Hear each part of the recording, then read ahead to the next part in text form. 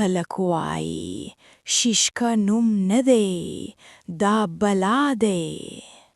د غرونو ترمنځ یو کلی و. هلته به شپه ژر راتله. خلک به د ماښام وروسته بهر نه وتل. ماشومان به کله کله ورک شول. نه به چیغې وي، نه به نشې. زاړه خلک به ویل دا د شیشکه کار دی. په کله کې یوه نجلۍ وه. نوم یې عایشه و. تور ویښتان، سپین مخ، خو یو شی پکې عجیب و. سیوري یې نه وه. کله چې به روانه شوه، مرغان به چوپ شول.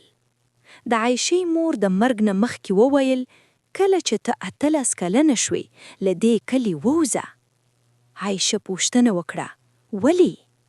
مور یې وویل ځکه چې شیشکه تا غواړي. هغه شپه چې عایشه پیدا شو وه، اسمان سور و. باد نه لګېده، سپي نه غاپېدل. خلک پوه شول دا عادي نجلۍ نه ده.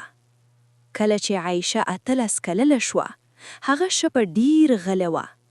ناڅاپه یې سترګې تورې شوې. غږ یې بدل شو. هغې وویل هغه راغی. له جنګله یو تور سیوري راووت. دا شیشکه و. شیشکه وویل لور مې، وخت پوره شو.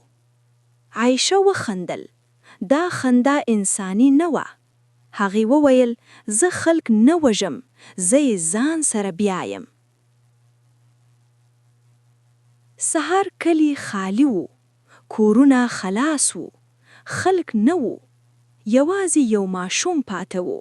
هغه راته وویل کله چې لوی شي ته به زما زوی یې. خلک وایي هر 18 کاله وروسته یوه نجلۍ پیدا کیږي، بې سیوري، بې مور، او دا د شیشکه لور وي.